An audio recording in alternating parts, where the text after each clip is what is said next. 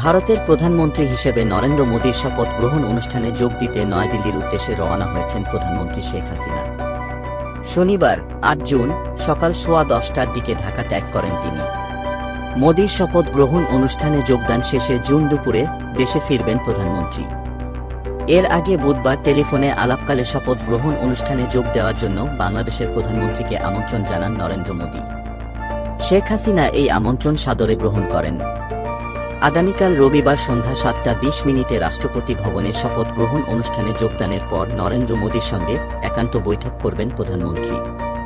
পরে তিনি ভারতের রাষ্ট্রপতি কর্তৃক আয়োজিত রাষ্ট্রীয় নৈশভোজে যোগ দেবেন।